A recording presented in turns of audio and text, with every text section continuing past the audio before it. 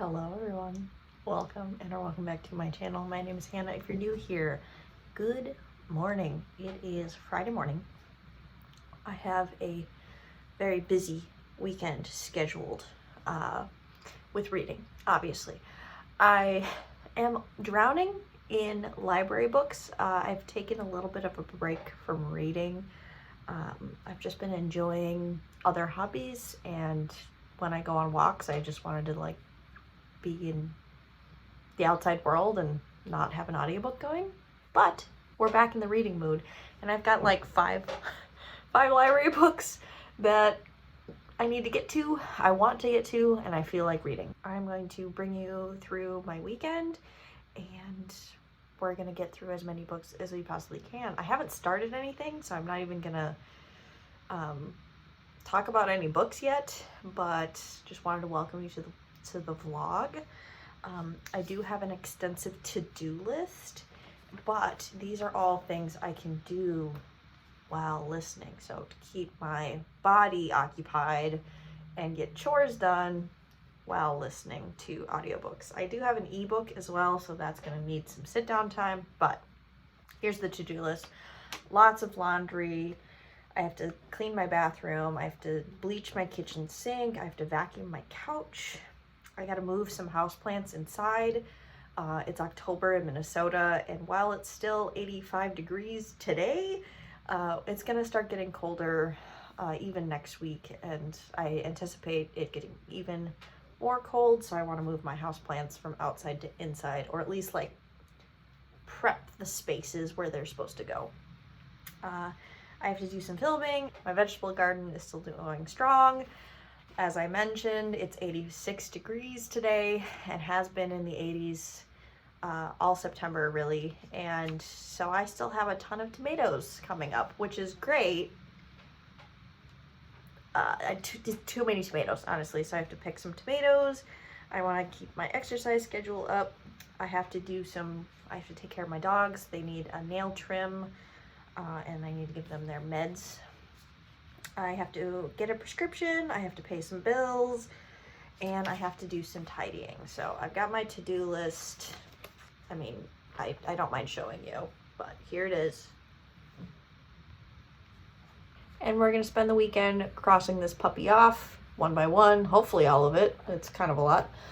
And reading as many library books as I can in a weekend. Okay, quick update. A terrible unforeseen event has happened where during my workday, three more library holds came in. So I now have 8 books out from the library. There's not enough time in the weekend for me to read all of those. So obviously I'm going to focus on the five that I originally thought I maybe could try to tackle this weekend, which is already kind of pushing it. Oldest one's first. We'll see. We might be doing some giving up, as in like trying a book. If it doesn't work for me, I'm gonna give up on it really fast, move on to the next one. But they're all fantasy. Okay. I finished my work day. I'm gonna take my dogs on the walk, and I'm going to start my first book. Wish me luck. Ma'am, did you have a toy and refuse to leave it? So now we have to do the whole walk. $10 is I have to carry that home halfway through. Oh, yep, there it is. The one negative of this time of year is that the sun goes down so soon, and it's only getting darker longer, or the sun is setting sooner and sooner. But updates. So I have my chocolate shake from Culver's here after my delicious cheeseburger dinner. And I'm 30% of the way into Green Teeth by Molly O'Neill. We got a dog. I'm really enjoying this. This is a historical fantasy about a monster named Jenny, and she is also a Jenny. Like, Jenny is the name of the type of monster that she is, and she also goes by Jenny. And she is a lake monster, and she's over 1,000 years old. She's just minding her business, eating things that get thrown in the lake, and fish, sometimes children. And the beginning of the book opens with a witch being thrown into the lake, and instead of eating her, Jenny decides to save her because eating an entire adult woman is too much work. So Jenny rescues Temperance, who is the witch, and the two of them form an alliance to take on a big bad who has taken over Temperance's village. Something that I'm liking about this so far is it feels very folksy. It has to do with the fae, good fae, bad fae, goblins. It very clearly is set in England. They mention the continent, they talk about England. It's very historical. They actually mention a time period. Like, oh, this church was built in 1299 or whatever. So it is a historical fantasy. I'm not usually the biggest fan of that, but we'll see how the rest of the novel plays out. I am kind of wishing this was a romance, and I don't think it is, because I read Someone You Can Build a Nest In, which is a historical fantasy sapphic romance plus horror novel that I absolutely love. And so I was hoping to maybe have a little sapphic romance in here, but I don't think that's the case. They are bonding over the fact that they are both mothers. Jenny has an adopted child that her kind don't sexually reproduce. They like take abandoned baby girls and turn them into Jennies, which is interesting. And then Temperance has 2 kids. So she is trying to fight the evil in her village to get back to her kids and her husband. And I'm having a great time. This is a quick read. I'm already 30% in. Unfortunately, the sun is going down already, but I just wanted to give you a 30% update, check in before I lose all of the light, and say I'm enjoying it. It's definitely light and easy breezy to read. I can't imagine this being emotionally devastating, but I have laughed out loud a couple times, like twice. So I'm finding some humor in it. It's really fun following it's first person perspective from Jenny. And I love following the perspective of non-humans, whether it's like a robot or a monster or a dog, or it's just such a fun perspective to read from. So that's all I have to say for now, and I might catch you in the morning. Good morning, everyone. I managed to finish Green Teeth with my morning coffee today, and I liked this book, but I didn't love it. I found that my interest was waning a little bit as the story went on.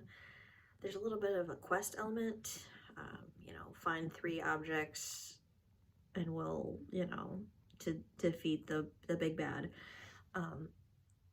which ended up being pretty fun, but not like mind-blowing. And one of those quests kind of happens off page a little bit, which isn't great in my opinion. If you're a big fan of traditional fae, like Emily Wilde's Encyclopedia of Fairies, like that trilogy, or I would say Nettle and Bone, but Nettle and Bone has more, I want to say, heart to it. I know that sounds mean, but like there's a romantic subplot in Nettle and Bone, and there's this sister narrative running through it, which I found a little bit more compelling than the friendship in this story. And these characters, the 2 women, have children, and like it's a story about motherhood, what you would do for your children a little bit, and that's kind of what brings them together. And it's just not as a person who doesn't have children, not as compelling to me as like a friendship plotline or sister plotline or romantic plotline between characters. So I don't think it was bad by any means, but it just wasn't as impactful to me. It was a good enough adventure. I think I would have liked this if it was like a novella. If the story had been tightened up a little bit, just kind of streamlined, Maybe I would have given this like a full 4 stars, but this is like a 3.5 stars for me. It was good enough, but not mind-blowing, and I'm probably not going to like dwell on this one moving forward. It was a good enough time. Okay, so I just finished doing dishes, some laundry, and filming, and grocery shopping. And while I was doing that, I listened to 10% of The Children of Gods and Fighting Men by Shauna Lawless. And I don't think this is a bad book at all. At all. This is kind of another, here's my issue. This is another historical fantasy. And it's almost in the same time period, in the same area. So we're in the UK. There are Vikings happening. I just don't know if I'm in the mood for this, which this is the issue with getting books from the library on hold, and then your hold comes in from the library when you're a mood reader, because I'll get a book on that I've been waiting for months and months and months, and I'm not in the mood to read it at the time that I get it. And so it's like, do I push through my mood, or do I give up and try something else? So I listened to 10% of this, and I'm just like, I can see the potential here, but it's just so similar. So I think what I'm gonna do is I'm gonna have lunch, and I'm gonna listen to a little bit more of this, maybe try to get to that 20-25% mark before calling it and moving on to the next thing.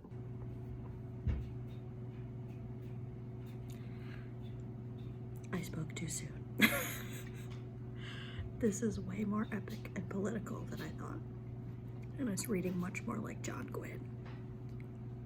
Yes. Hello. I'm starting to lose my energy, but I wanted to give you both a reading update and a list update. So look at all the things that I was able to cross off the list. So I did several loads of laundry. I scrubbed my bathroom, including the bathtub. I did the kitchen sink. I vacuumed the couch. I moved some houseplants around to their winter positions. I paid off some bills. I did get the COVID and flu vaccines yesterday. I did do a little filming.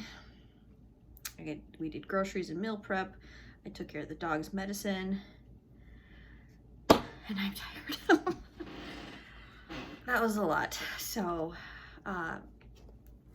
that's the list. I got over half of the things done that I wanted to do. What's left is some of the things that I don't really want to do, which might have been a mistake, but hey ho, I got quite a bit done. While I was doing that, I was listening to The Children of Gods and Fighting Men, and now that I'm halfway through it, let me tell you what this is about. So we're following two perspectives, and they are both immortal women of two different clans. So these two clans, or sects, used to fight each other, and one sect, we're following a woman named Gormla, and she is one of only 2 people left in her tribe. Apparently when you have children with mortals, there's like a chance that they will not be magical. And she only has one son. Her brother has had 9 children, and none of them have been magical, so they're like the last 2 of their tribe. Gormla is scheming and plotting and manipulating to get her son, who is mortal, on the throne of Dublin, and with that she wants to make her brother High King ultimately, with her son's support. That makes sense. So we got some complex politics happening, which I love. And then the other perspective is a healer. She is also an immortal, part of a different clan. They have much more people. They hunted down Gormla's people and think that they're extinct. So they're in for a surprise. And Formula, or her name is, the healer's name is Fola, and she gave birth to a child who was mortal and died last year of old age. So Fola is 110, and her child was like 80 something when she died. So she is kind of grieving the loss of her child and dealing with the fallout of her sister, who has slept with a mortal man and is now having a mortal child, which is against this tribe's rules. Like, they're not allowed to do that. And so dealing with some familial fallout. So it's more internal politics with this tribe. And eventually Fola is on a mission to do some spying for her people, essentially. So that's kind of like the broad strokes, with some detail about what the plot is here. I stand by what I said in my really quick clip, that this is a lot more epic and political than I initially thought. I thought we would be more in the like realm of the fae and have more whimsy, and the tone is much darker and more serious, and the politics and the world is much more epic in scope. We're going through lots of time, actually. So 11-year time jump, a 4-year time jump, another 3-year time jump. So we're seeing these women through time and how the politics of the world are progressing. It is our world. They talk about Ireland, Dublin, Sweden, but it is fantastical in its magic. I'm really liking it. It's definitely giving John Gwynne epic Norse fantasy, but we're following primarily women. I think John Gwynne does write women pretty well, but this is from just 2 women solely, which I'm loving.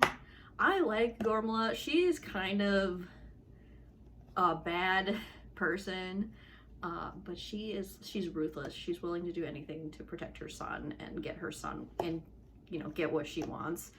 And I kind of love that for her. And then Fola, I like as a character. She has her own struggles, but I am liking both perspectives quite a bit. Fola is maybe not as good for her, but she is rebelling and fighting back against the systems that she is under in her own way, quieter way. I'm enjoying this quite a bit. I've read half of it. I still have 8 hours of the audiobook, and the day is only so long. Even at 2 times speed, it's gonna be dark by the time I finish if I read it all in one day, which is kind of a lot, but I'm enjoying it enough to do that. And we're making great progress on the library books, except if I'd give it up, I guess I would be going through the books faster, but I'm enjoying it too much to do that. So those are all the updates. I'm going to rest now, and then tomorrow hopefully we will be back doing the to-do list. So we're gonna chill and listen to more of the audiobook. Moving forward, just a few days ago, was expected to be a true rebuild.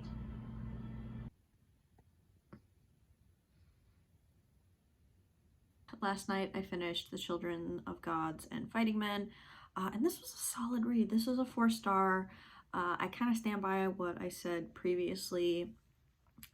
This wasn't so this might be a minor spoiler, so spoiler ahead if you don't want to know anything about this book.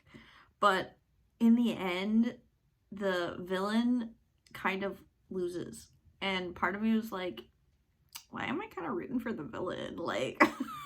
She's so interesting. I kind of wanted her to win.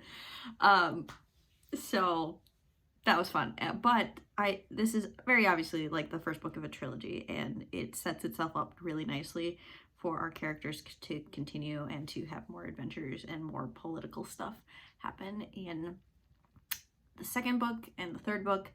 And I'm also interested to see what our villain character does from my position of she just lost. So how does she claw her way back? And I think that's going to make for a really interesting sequel. This morning I also started Hemlock and Silver by T. Kingfisher. This is a fantasy retelling with like slight horror elements of Snow White. We're following our main character Anya, who is a poison expert, or she spent the last 20 years studying poisons and antidotes. And she has the loose title of healer. And the king shows up to her workshop one day and asks for her help because his daughter Snow is suspected of being poisoned. And so where I'm at in the book now, which is like 30% in, she's at the palace. She is trying to talk to Snow and kind of diagnose what's going on before she figures out what is actually happening. This is really interesting because we're in a desert setting, which I would not anticipate for a Snow White retelling, and or just was not what I'm expecting from the cover. The cover looks very like green and lush and verdant, but this is in a desert setting, which was kind of unexpected and interesting. I will say I like Anya as a character. I'm just not fully invested in this plot yet. But remember last time I wasn't super invested in a plot and I ended up really enjoying the book. So TBD, I'm gonna keep reading. Caprese salad.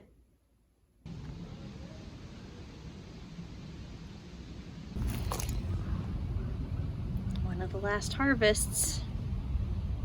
Ooh, thunder.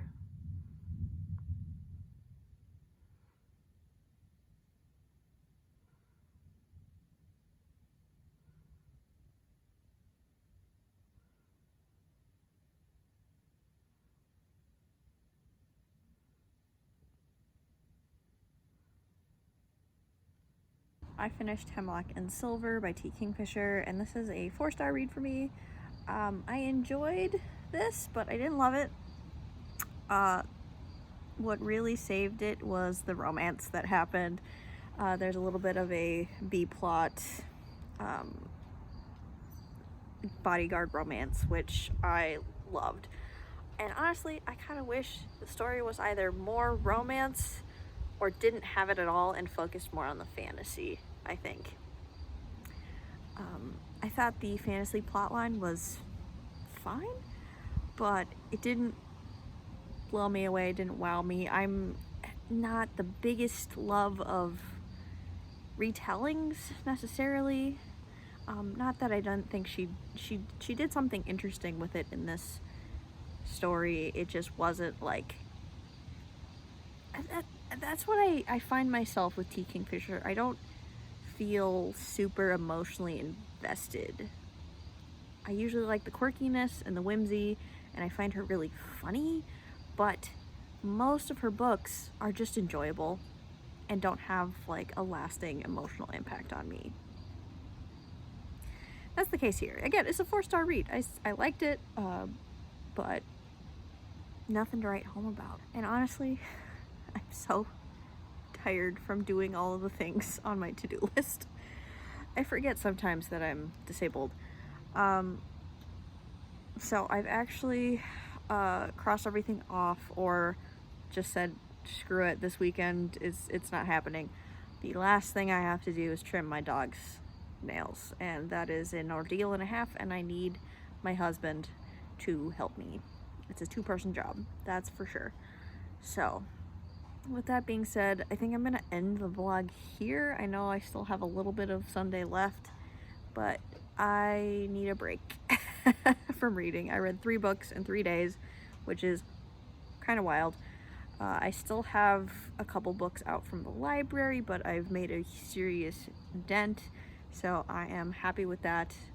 And I didn't hate or dislike really anything I read this weekend, so I will take that as a win as well. Thank you so much for watching this little weekend productivity reading vlog, and I will see you in another video of mine very soon. Bye.